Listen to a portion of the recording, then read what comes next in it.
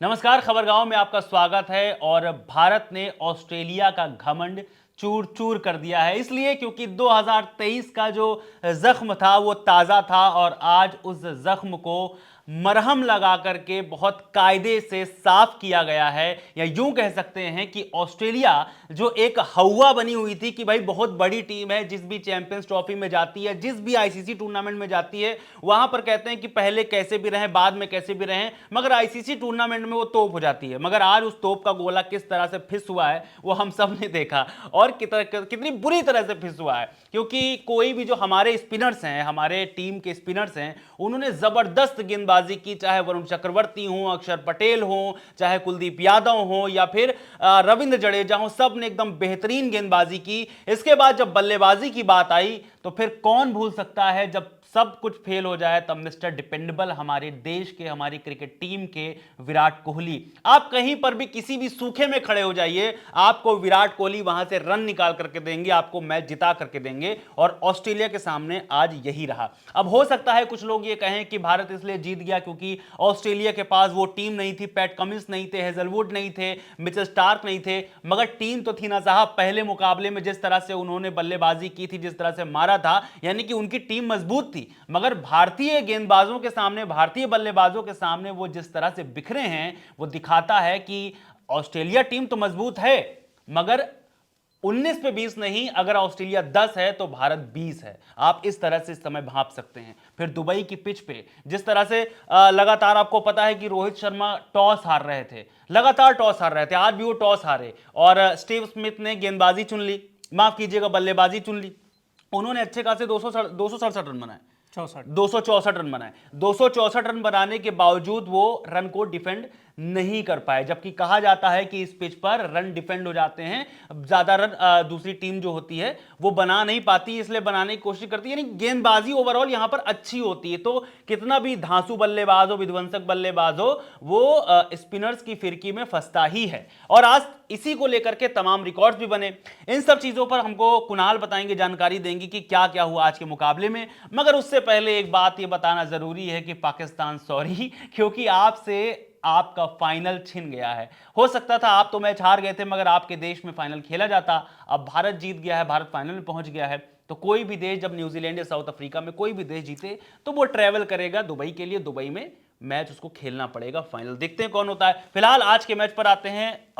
कुणाल, शानदार रहा मैच आज का, हर लिहाज से शानदार रहा। हमने जब गेंदबाजी की तो हमने बढ़िया गेंदबाजी की, हम बल्लेबाजी करने आए तो हमने जबरदस्त बल्लेबाजी की। कहीं पर भी ये नहीं लगा कि टीम जो है वो बैकफुट पर है। टीम हमेशा फ्रंट पर रह करके खेली, उसने बीच में स्लो जरूर खेला, मगर इतना अपना इंटेंट क्लियर रखा कि भाई हम मैच जीतने के लिए खेल रहे हैं। अगर वो सिंगल डबल से भी उसने बीच में खेलना शुरू किया, लगा कि अब पारी धीमी हो गई है, ऑस्ट्रेलिया मैच में वापस आ रही है, मगर वो था नहीं। दरअसल वो पूरा पूरा इंडिया का कैलकुलेशन थी कि किस तरह से हमको खेलना है। और अगर आज हम जीत गए हैं, क्या रिएक्शन है आपका? कुछ आप रिकॉर्ड्स बताइए। और ऑस्ट्रेलिया चूंकि हार गई है तो कुछ इस बारे में बताइए। जो आज तो जो कुछ मन हो बोलिए, चूंकि आज एक अलग सी खुशी है भाई, ऑस्ट्रेलिया हार गई है जी। देखिए, भारतीय टीम की जीत में सबसे अहम बात रही कि हमने कभी भी रिक्वायर्ड रन रेट को ऊपर नहीं जाने दिया। बिल्कुल बिल्कुल। और उसमें श्रेयस अय्यर और विराट कोहली की जो पार्टनरशिप रही, पावर प्ले के अंदर शुभमन और रोहित के आउट होने के बाद उन्होंने लगातार स्ट्राइक को रोटेट किया, समय मिलने पे बाउंड्री बटोरते रहे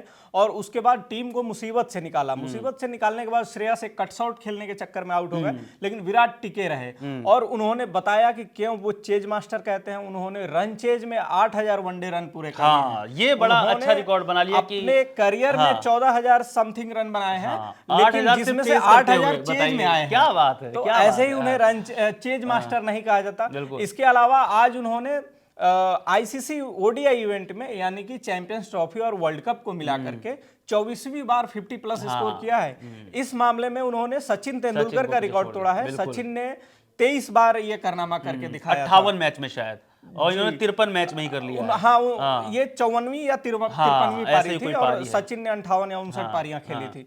तो उसके बाद हम आते हैं फिर अक्षर और विराट के बीच जो साझेदारी हुई, गजब साझेदारी थी, बहुत सही समय पे अक्षर को हम लोग लगातार कह रहे हैं कि 5 नंबर पे क्यों भेजा जा रहा है, उन्होंने फिर दिखाया। कोहली का टीका रहना जरूरी था और अक्षर ने जो आकर के बीच में बाउंड्रीज लगाए, उन्होंने प्रेशर कभी बनने नहीं दिया।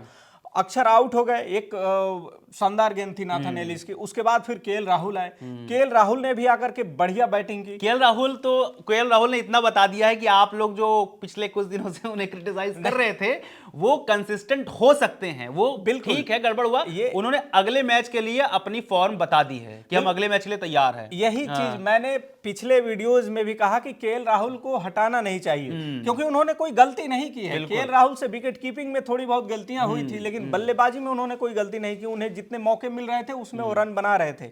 बांग्लादेश के खिलाफ उन्हें मौका मिला, उन्होंने 40-42 रन की नाबाद पारी खेली थी। यहां भी वो नॉट आउट गए, यहां भी छक्के से मैच फिनिश किया। और टीम का एक विकेट कीपर जब छक्के से मैच फिनिश करता है तो आप उस फीलिंग को समझ सकते हैं। 2011 का वर्ल्ड कप याद ही कर लीजिए आप। बिल्कुल। और उसके अलावा आप हार्दिक के उन छक्कों को कभी मतलब ये नहीं कर सकते कि कोई अहमियत नहीं थी। हार्दिक पांड्या के तो जो सिक्स है ना, वो मतलब एक अलग शेप लेकर के जाते हैं, उनका एक अलग एंगल रहता है, अलग एंगल रहता है। जब हार्दिक पांड्या सिक्स मारते हैं तो उनका तो ऐसे लगता है कि बैट उन्होंने टाइम किया या ताकत लगाई, आप उसको डिफाइन नहीं कर पाएंगे, आप अंतर नहीं बता पाएंगे उसमें। बिल्कुल। आप हार्दिक को नॉकआउट मैचों में जितने कोहली कंसिस्टेंट रहते हैं उतने ही हार्दिक उतने कंसिस्टेंट हैं, क्योंकि हमने आप किसी भी सेमीफाइनल फाइनल उठा कर देख लीजिए, उन्होंने हर बार या तो गेंद से योगदान दिया है, नहीं तो बल्ले से।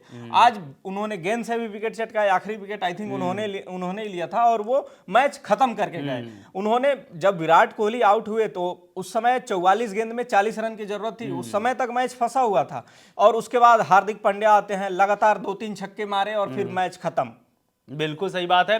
मगर कुणाल, इन सब चीजों के बीच में एक दुख हो गया भाई, 85 रन पे आउट नहीं होना चाहिए था। 84 रन पे 85 कितना, 84 बनाए 85 बनाए, विराट कोहली ने 84 बनाए, तो 84 रन पे विराट कोहली को आउट नहीं होना चाहिए था यार, ये दुख हो गया। वो आदमी खड़ा रहता तो इस सीरीज का दूसरा शतक हो जाता। और मैं तो शुरुआत से ये प्रेडिक्ट कर रहा हूं कि भाई रोहित शर्मा मार दो, रोहित शर्मा मार दो, और जो व्यक्तिगत स्कोर है जो जादरान के पास है उसको तोड़ दो यार। इस चैंपियनशिप में जब रिकॉर्ड्स बन ही रहे हैं, भारत रिकॉर्ड्स बनाते ही चला जा रहा है, तो फिर एक और रिकॉर्ड बना दो और तोड़ दो रिकॉर्ड। तो चलिए, खैर हमारे पास एक और भी मुकाबला है। अब न्यूजीलैंड आएगी सामने, साउथ अफ्रीका सामने आएगी, थोड़ा सा ठंड रख के आइएगा। और एक बात और यहां पर, चूंकि ठंड से याद आया, वह शुरुआत में हमने हाथ जोड़ा था ट्रेविस हेड से कि आप आज शांत रहिएगा, ठंड रखिएगा, तो उन्होंने ठंड रखा, उन्होंने उस तरह की बल्लेबाजी नहीं की जो चाहिए था। नहीं, उन्हें ठंडा कर दिया गया। जो भी कह लीजिए आप। हम लोगों ने कहा कि वरुण चक्रवर्ती को आप खिलाओ, उनको लेकर के आए, लेकिन यहां पे उम्मीद नहीं थी कि रोहित शर्मा पावर प्ले में वरुण को लेकर के आएंगे। और थोड़ी सी अर्जेंसी दिखाई रोहित ने, पावर प्ले में ही लगभग 3-4 गेंदबाजों का उन्होंने इस्तेमाल कर लिया था। शमी और हार्दिक डाल ही रहे थे। उसके बाद फिर कुलदीप को भी लेकर के आए, कुलदीप को ट्रेविस हेड ने आगे निकल के छक्का मार दिया था। उसके बाद फिर इन्होंने दिलेरी दिखाई रोहित शर्मा ने और वरुण को लेकर के आए, और उस प्रयास में वरुण चक्रवर्ती ट्रेविस हेड फंस गए। वो फिर से वरुण को भी लंबा शॉट मारना चाहते थे, लेकिन शुभमन गिल के कैच को भी दाद देनी होगी कि उन्होंने लॉन्ग ऑफ से दौड़ते हुए जबरदस्त कैच लपका। गजब आज भारत ने खेला है। और उसके बाद भारत के अलावा ऑस्ट्रेलिया ने भी खराब नहीं खेला, ऑस्ट्रेलिया ने अच्छा खेला। जिस तरह से उन्होंने बल्लेबाजी की, बल्लेबाजी चुनी, उनको लगा कि भाई एक वो बना हुआ है, एक मिथ बना हुआ है कि हम बाद में ही बल्लेबाजी करेंगे, मगर उन्होंने पहले बल्लेबाजी चुनी और अच्छा खेला। स्टीव स्मिथ ने एक लाजवाब पारी खेली और वो दिखे स्टीव स्मिथ, भले ही अपने उन सारे जो उनके इर्द गिर्द हमेशा जो उनकी जो प्योर टीम खेलती है वो लोग ना खेल रहे हों, मगर स्टीव स्मिथ ने यह बताया कि टीम में बाकी मेंबर खेले ना खेले, मैं बड़ा खिलाड़ी हूं पर्टिकुलर। तो उन्होंने उस चीज़ को बताया कि वो टिकेंगे, उन्होंने रन बनाए, वो हालांकि आउट हो गए मगर उन्होंने बहुत अच्छी बल्लेबाजी की। बिल्कुल। देखिए रवि, स्टीव स्मिथ इस ऑस्ट्रेलियन टीम में सबसे बेस्ट बैटर थे इस पिच पे खेलने वाले, और उन्होंने दिखाया भी। हमें याद आता है 2013 का, जहां तक मुझे याद है, वो पुणे टेस्ट, जहां पे गेंद मतलब बहुत ज्यादा टर्न कर रही थी, वहां पे उन्होंने शतक लगा करके मैच जिताया था। और उन्होंने फिर इस पिच पे भी रन बनाए। एक समय जब स्टीव स्मिथ और एलेक्स कैरी जब बैटिंग कर रहे थे, तब लग रहा था कि रन 300 के पार चला जाएगा। अगर उसके आसपास भी जाता, 300 के आसपास ये रन ऑस्ट्रेलिया के, तो ये मुश्किल हो सकता था। वैसे ऑस्ट्रेलिया ने एक चीज ये तो दिखाई कि भाई ऑस्ट्रेलिया को आप कितना भी कह ले, अब हमसे तो हार गए, हमसे आप कमजोर हैं और हम उसमें ज्यादा चर्चा नहीं करेंगे, मगर ऑस्ट्रेलिया ने एक चीज ये तो दिखाई, उनका जो एक खेलने का तरीका है, आप विकेट गिराते जाइए, वो रन रेट नीचे नहीं आने देंगे, अपना रन रेट वो मेंटेन रखेंगे। और यही वजह है कि अगर आखिर में कोई बल्लेबाज रुक गया होता, विकेट ना गिरे होते, तो स्कोर निकल गया था 70 के पार। देखिए वो तो स्कोर जा भी रहा था, मुझे ये समझ नहीं आया कि स्टीव स्मिथ जैसा बैटर उसने उस टाइम पे वैसा शॉट क्यों खेला। हाँ ये तो है, उनका शॉट क्योंकि सिलेक्शन जो था, जो शमी की बॉल पे वो आउट पूरी हुए, तरीके से वो जम चुके बड़ा थे। हाँ। ये हो सकता है कि वो अपनी पारी को एक्सेलरेट करना चाहते हो, क्योंकि उन्होंने जो 73 रन बनाए, आई थिंक 95-96 गेंदें ली थी, फुल टॉस गेंद पे आउट हो गए। हाँ उस समय उनका आउट होना वहीं से मैच पलटा। ट्रेविस हेड मानते हैं एक बड़ा विकेट था, लेकिन स्टीव स्मिथ और जो एलेक्स कैरी की जो साझेदारी चल रही थी, अगर ये दोनों बैटर 5-6 ओवर और खेल जाते तो ऑस्ट्रेलिया हो सकता था कि 300 के आसपास फुल टॉस गेंद पे जब हम लोग मैच खेलते हैं, तो अगर हम लोग फुल टॉस गेंद पे आउट हो जाएं तो हमारी टीम के बाकी मेंबर जो बैठे रहते हैं बल्लेबाजी करने के लिए, वो तो खुश हो जाते हैं, लेकिन जब अगर रन ज्यादा चाहिए हो तो वो हम लोग को इतनी गाली देते हैं। और बताइए फुल टॉस गेंद पर स्टीव स्मिथ आउट हो गए तो फुल टॉस गेंद पे आउट होना, थोड़ा सा इतना बड़े बल्लेबाज, तो थोड़ा सा तो बचकाना लगता है कि आपने ये शॉट्स नहीं खेला होता। शॉट सिलेक्शन ठीक नहीं था वो। हाँ वो स्मिथ का शॉट, मतलब वो हमने कहा कि हो सकता है कि वो अपनी पारी को एक्सेलरेट करने के चक्कर में वो एग्रेसिव खेलने गए और फिर वो आउट हुए। लेकिन उसके बाद जो ग्लेन मैक्सवेल आउट हुए, उन्होंने आते ही छक्का लगा दिया था। उस ओवर में बड़ा शॉट लगाने की जरूरत नहीं थी, लेकिन वो भी चले गए। चलिए हमारे लिए अच्छा रहा कि स्कोर ज्यादा नहीं गया और फिर टीम ने इसको आसानी से चेज किया। चलिए ऑस्ट्रेलिया टीम को बाय बाय, आप अपने घर जाइए। और ये भी ज़रूरी इसलिए कह रहे हैं क्योंकि आप खेल रहे होते, सब कुछ ठीक था, आपकी टीम खेल रही थी, मगर आपकी टीम के ही जो सीनियर खिलाड़ी हैं, जैसे आपके पैट कमिंस जो रेगुलर कप्तान हैं, वो भारत के खिलाफ बयान दे रहे हैं इसी बीच कि भारत दुबई में ही मैच खेल रहा है, इस वजह से सारे मैच जीत रहा है, उसको ट्रैवल नहीं करना पड़ रहा, उसको होटल नहीं चेंज करने पड़ रहे हैं, इस वजह से वो जीत रहा। तो भारत ने अपने आप को पहले से मजबूत बना लिया था। पैट कमिंस इस तरह के बयान देते हैं तो अच्छा नहीं लगता। अब तो और कहेंगे वो कि भारत, अब वो अपनी टीम के खेल को नहीं देखेंगे कि आपकी टीम के शॉट सिलेक्शन क्या थे, स्टीव स्मिथ जैसा बल्लेबाज क्या शॉट खेल रहा है, इंग्लिश जैसा बल्लेबाज क्या शॉट खेल रहा है, और हमारे स्पिनर्स को नहीं देखेंगे कि वो कितनी बढ़िया गेंदबाजी कर रहे हैं। उनका ये बयान आएगा कि भाई नहीं, आप तो वहीं पर खेल रहे हैं, इस वजह से आप जीत रहे हैं। तो ये कोई बयान होते हैं? आप इतने बड़े गेंदबाज हो और आपको ऐसा बोलना चाहिए। जहां तक ये सब बातचीत है, हाँ मतलब ये अब इसमें किसी की गलती नहीं है, इसमें टीम इंडिया की भी गलती नहीं है कि वो सारे मैचेस दुबई में खेल रही है। सही बात है। ये अब हो चुका है, अब उस पे जो बातचीत चल रही है, इसको रोहित शर्मा ने जवाब दे दिया है। इस मामले में सबसे अच्छा बटलर ने बोला। बटलर से जब बात की गई, इस मामले में सवाल पूछा गया, तो उन्होंने कहा इससे कोई फर्क नहीं पड़ता आप, क्योंकि वो अगर जिस पिच पर खेल रहे हैं उस पिच पर हमें भी खेलना है। क्या वो पूरा दिन वहीं पर थोड़ी ना प्रैक्टिस करते रहते हैं? ये भी कोई भारत का होम ग्राउंड थोड़े ना है। बिल्कुल सही बात है। भारतीय टीम वहां पे बहुत ज्यादा वनडे मैचेस नहीं खेली है। ये हो सकता है कि 7वां-8वां वनडे होगा भारत का। और रोहित शर्मा ने ये जवाब भी दिया कि ये पिच ऐसा नहीं है कि एक सेट पैटर्न है उसी तरह से बिहेव कर रही है। जब भी नया मैच शुरू होता है तो ये पिच अलग तरीके से बिहेव करती है। उन्होंने प्रेस कॉन्फ्रेंस में बताया। और यहाँ भी देखने को मिला कि ऑस्ट्रेलिया, ये जो पिछले 3 मैचेस हुए थे उससे ये बेहतर पिच थी बल्लेबाजी के लिए, और ऑस्ट्रेलियाई टीम जैसी खेल रही थी, एक समय बड़ा स्कोर बनाती दिख रही थी। उनको अपने शॉट सिलेक्शन पे ध्यान देना चाहिए कि स्टीव स्मिथ जैसा बल्लेबाज और ग्लेन मैक्सवेल भी एक खराब शॉट, मैं खराब ही शॉट कहूंगा, क्योंकि उस समय बिल्कुल अच्छा शॉट नहीं था ग्लेन मैक्सवेल। 6 रन आ गए हो, अब उस समय आप खेल के गए और भारत के पाले में अगर मैच डाल के देते हो तो हमारे खिलाड़ी इसको छोड़ेंगे नहीं। इसके अलावा हमारे गेंदबाजों की भी तारीफ होनी चाहिए। वरुण चक्रवर्ती जब से आए हैं एक नया फ्लेवर लेकर के आए हैं और उन्होंने दिखा दिया है कि क्यों उनमें एक्स फैक्टर है। शमी की भी बात होगी, मोहम्मद शमी ने, वो अगर पहले ओवर में ट्रेविस हेड का कैच नहीं छूटता तो आधा मैच तो लगभग वही खत्म था। ट्रेविस हेड का एक कैच छूटा, एक कैच और 2 कैच शायद ट्रेविस हेड के ही छूटे थे। हाँ, ट्रेविस हेड के एक रनआउट का जीवनदानी मिला। हाँ, और एक हम रनआउट का लोग जीवनदान हवा बना के रखे हैं कि ट्रेविस हेड बिल्कुल उन्होंने रन बनाए हैं, लेकिन उनको भाग्य का सहारा भी मिला है। हमने देखा है कि 2023 वनडे वर्ल्ड कप के फाइनल में उनको वो कई बार बाहरी किनारा लगाते बचे और उनकी पारी भाग्य के सहारे ही आगे बढ़ी और उन्होंने वहां पे बड़ी 2023 वाले वर्ल्ड कप में भी मुझे लगता है कि अगर भारत ने थोड़े ज्यादा रन बनाए होते तो जिस तरह से फिर बाद में शमी ने और बुमराह ने गेंदबाजी करनी शुरू की थी, तो फिर वो भी उनसे झेला नहीं जाता। वो तो थोड़ा स्कोर कम था हमारा। मैं कह रहा हूं कि अगर वो ट्रेविस हेड का भाग्य शुरू में साथ नहीं देता तो वो मैच भी वहां पे निकल जाता। बहरहाल वो मैच खत्म हो चुका है और टीम के लिए यहाँ पे दुबई में सबसे अच्छी खबर ये है कि शमी पूरी तरह से फिट दिख रहे हैं और वो जिस तरह से लय में दिख रहे थे, उनकी गेंदें जैसे सीम के सहारे बाहर और अंदर आ रही थी, ये भारतीय टीम के लिए बहुत अच्छी खबर है। उनकी जो फिटनेस पे जो सवालिया निशान थे, इसका हमें थोड़ा सबूत मिल गया है कि अब शमी पूरी तरीके से फिट है। शमी के साथ साथ मैं के राहुल के लिए बहुत खुश हूँ कि केएल राहुल ने अपनी फॉर्म वापस पा ली है। नहीं, केएल राहुल बिल्कुल आपका मतलब वो सबके लिए जरूरी है, क्योंकि वो जो बांग्लादेश के खिलाफ रन आए थे वो उतने मतलब उस तरह के रन नहीं थे, आप इस रन से काउंट नहीं कर सकते उसको।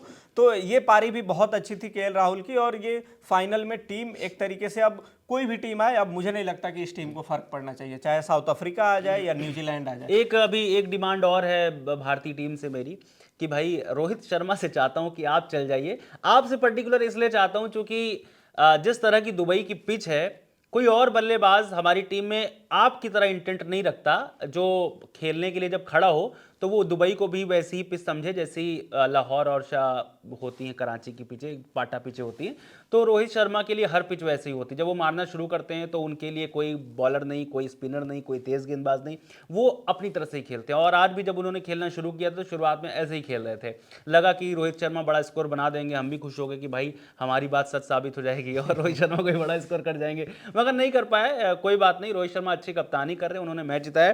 खैर आगे बढ़ते हैं। और आपने बोला कि साउथ अफ्रीका है या न्यूजीलैंड है, हमें ज़्यादा कोई फ़र्क पड़ेगा नहीं, मगर क्या लगता है आपको कल कौन सी टीम बाजी मारेगी, कौन टीम मजबूत लग रही है आपको? देखिए, मुझे तो साउथ अफ्रीका का लग रहा है, क्योंकि साउथ अफ्रीका की टीम न्यूजीलैंड की टीम से, न्यूजीलैंड की टीम बैलेंस जरूर है, लेकिन साउथ अफ्रीका की टीम में ऐसे ऐसे बैटर्स हैं, अगर एक या दो टिक गए तो फिर वो धुआं उड़ा सकते हैं। सही बात है। लाहौर की पिच पे, लाहौर की पिच भले ही स्पिनर्स को थोड़ा बहुत सूट कर रही है, लेकिन वो दुबई की पिच की तरह नहीं है जहां 260-70 के स्कोर बनेंगे, वहां 320-25 के स्कोर बनेंगे। ऑस्ट्रेलिया ने तो लाहौर में ही चेज किया था ना 350। तो साउथ अफ्रीका की टीम, इनकी बैटिंग यूनिट को देखते हुए मुझे लगता है अगर ये पहले बैटिंग करेंगे तो ये 320 प्लस स्कोर तो बनाएंगे ही। अगर ये इनकी पहले बॉलिंग आती है तो अगर न्यूजीलैंड की टीम 300 स्कोर भी बना दे तो ये लोग चेज करने का मादा रखते हैं। तो मुझे लगता है कि साउथ अफ्रीका की टीम कल मुकाबले में भारी पड़ने वाली है। और अगर ये टीम आती है, साउथ अफ्रीकी टीम लाहौर से जीत करके दुबई में 9 मार्च को इंडिया से जब फाइनल खेलेगी, तो मुझे लगता है कि साउथ अफ्रीका को ही आना चाहिए, क्योंकि मुकाबला बराबरी का है, बराबरी नहीं, मुकाबला बराबरी का मुझे नहीं लगता रहेगा, क्योंकि साउथ अफ्रीका की टीम के जो बल्लेबाज हैं उनको स्पिन खेलने में है समस्या, जबकि न्यूजीलैंड के जो बल्लेबाज हैं उनके पास केन विलियमसन और रचिन रविंद्र जैसे बल्लेबाज हैं, टॉम लैथम जैसे बल्लेबाज हैं जो बहुत एक्सपीरियंस है और वो स्पिन अच्छा खेल लेते हैं। ये दुबई में खेले न्यूजीलैंड वाले, तो इनका देखा वो स्पिन के सामने भले ही वो टिक के खेले, लेकिन रनगति को उस तरह से नहीं बढ़ा पाए। लेकिन साउथ अफ्रीका में ऐसे बल्लेबाज हैं, हेनरिक क्लासन, स्पिनर्स को बहुत मारते हैं, वो बैकफुट पे जिस तरह से खड़े खड़े छक्के मारते हैं बैकफुट से, ये काबिलियत किसी दुनिया के किसी बल्लेबाज में नहीं है। आप किसी को भी देख लो, स्पिनर को बैकफुट से खड़े खड़े छक्के मारना ये क्लासन ही कर सकते हैं। और हमने कमेंट्री के दौरान भी सुना है, एक्सपर्ट्स से भी सुना है कि ऐसी मतलब काबिलियत किसी में भी नहीं है। ट्रिस्टन स्टब्स भी ठीक ठाक बल्लेबाजी कर रहे थे। साउथ अफ्रीका के लिए कंसर्न है एडन मार्करम की फिटनेस, वो तो शायद अब मुश्किल है, हाँ, मुश्किल है उनके लिए। उनके कवर के तौर पे भी एक प्लेयर को बुला लिया गया है, के तौर पे एक प्लेयर तो को बुला लिया ये बड़ा झटका है, क्योंकि एडन मार्करम आपको बीच में जैसे विराट कोहली स्टेबिलिटी देते हैं, वो एडन मार्करम करके देते हैं साउथ अफ्रीका के लिए। तो ये उनके लिए कल होने वाले सेमीफाइनल में थोड़ी चिंता के विषय है। खैर, ये तो मैच की बात रही, थोड़ी सी बात पाकिस्तान की बात इसलिए चूंकि भाई हम लोग अब जैसे भी संबंध हो, लेकिन हम लोग क्रिकेट को थोड़ा सा, हमारे लिए क्रिकेट सर्वोपरि, हम लोग खेल को ज़्यादा मानते हैं, खेल को ज़्यादा समझते हैं कि खेल के लिहाज से अगर देखा जाए तो पाकिस्तान 28 सालों के बाद कोई आईसीसी टूर्नामेंट होस्ट कर रहा था।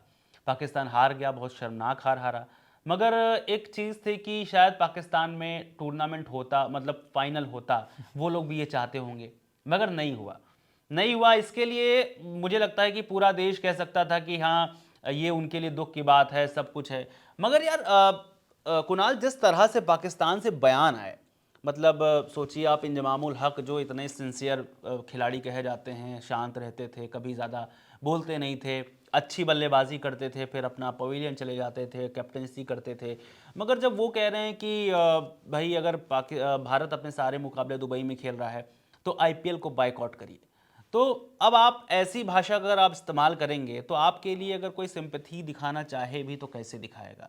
अगर हम खेल की भावना को ऊपर रखना चाहें भी तो आप उन चीज़ों को ओवरलैप कर जाते हैं अपनी ये ख़राब बातों से, तो आपको अपनी भाषा के हिसाब से समझना पड़ेगा।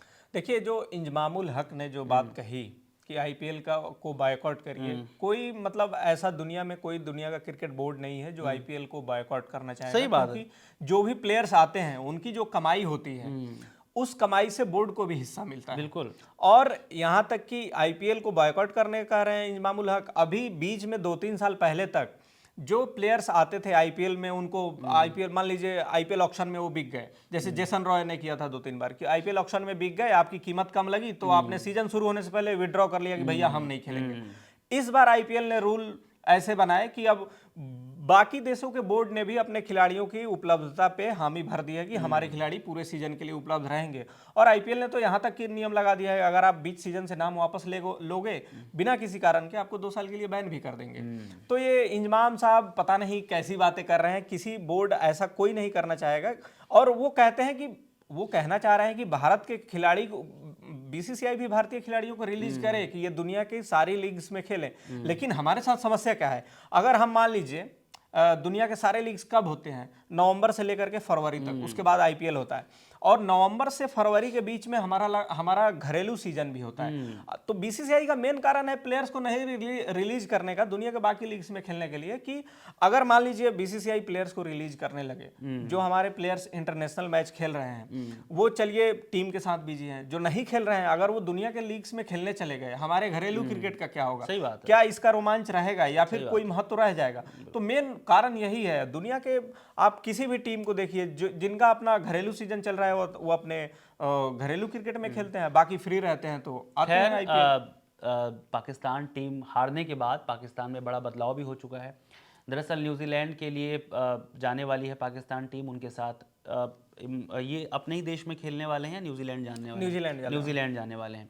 तो उसके लिए टीम चुनी गई है, जिसमें T20 जो मुकाबला है उसमें रिजवान भी हटाए गए हैं, ड्रॉप किए गए हैं, बाबर आजम भी ड्रॉप किए गए हैं, शाहीन शाह अफरीदी भी ड्रॉप किए गए हैं, नसीम शाह भी ड्रॉप किए गए हैं। तो ये सारे खिलाड़ी जो हैं T20 से ड्रॉप किए गए हैं, और T20 की जो कप्तानी है वो सलमान अली आगा करेंगे पाकिस्तान क्रिकेट टीम में। मगर मुझे थोड़ा सा ये आश्चर्य हुआ कि जो वनडे टीम है वहाँ पर भी बाबर आजम अभी बने हुए हैं, रिजवान भी बने हुए हैं। हालांकि शाहीन शाह अफरीदी वहाँ से ड्रॉप किए गए हैं, अभी भी बाबर आजम को वनडे टीम में उन्होंने रखा हुआ है। अब उनको क्या लग रहा है कि मतलब जो मेरा व्यक्तिगत मानना है कि बाबर आजम जिस तरह से अच्छे खिलाड़ी हैं, उनकी फॉर्म नहीं है अच्छी, तो उनको घरेलू क्रिकेट खेलना चाहिए, घरेलू क्रिकेट पर ध्यान देना चाहिए, उसके बाद कुछ रेस्ट करके वापसी करनी चाहिए, शायद अपने लिए अपने देश के लिए कुछ अच्छा कर पाएं। वरना फिर अगर आप उनको ऐसे खिलाते जाएंगे प्रेशर में, फिर वो एक बड़ी टीम से प्रेशर में खेलेंगे, जनता के फैन के प्रेशर में, फिर उनके साथ लगातार वही होता रहेगा। उनको कॉन्फिडेंस वापस चाहिए, जो कॉन्फिडेंस वो खो चुके हैं पूरी तरह से। देखिए अभी रवि उनको वनडे में रखने का ये पूरा सीन है कि चलिए एक काम पाकिस्तान क्रिकेट बोर्ड के और उनके पाकिस्तान के नेशनल सेलेक्टर्स ने एक अच्छा किया है कि T20 टीम से बाबर और रिजवान को ड्रॉप किया है, क्योंकि ये दोनों उस टीम को डुबा रहे थे पिछले 4-5 साल से जी। आपने इनका इंटेंट देखा होगा, पावर प्ले में ये क्या बैटिंग करते हैं, आपको 6 ओवर में 50 रन जोड़ के देंगे, अच्छा खेलेंगे तब।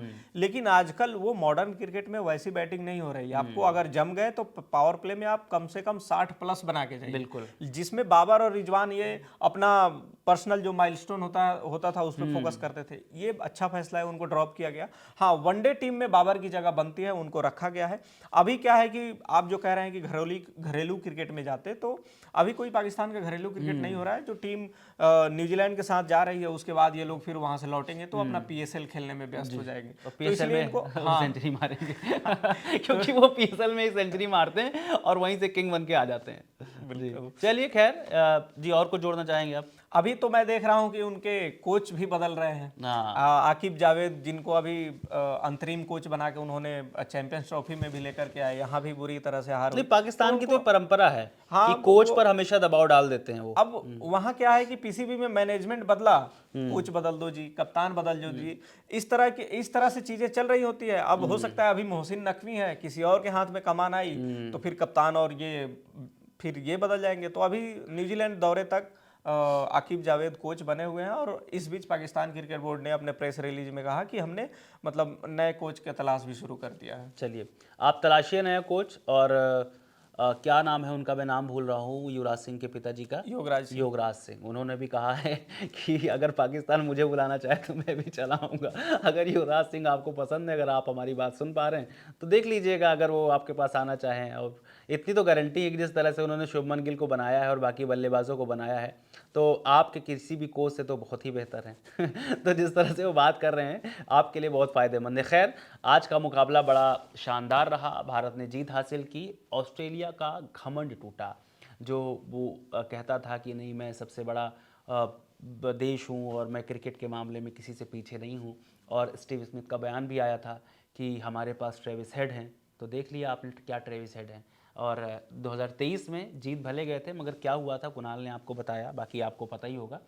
अब देखना है कि अगली टीम कौन सी होती है, साउथ अफ्रीका होती है, न्यूजीलैंड होती है, कोई भी हो। हमारे खिलाड़ी तैयार हैं, हमारे गेंदबाज तैयार हैं, हमारे बल्लेबाज तैयार हैं। कल हम आपके पास इसी वक्त फिर लौटेंगे मैच खत्म होने के बाद।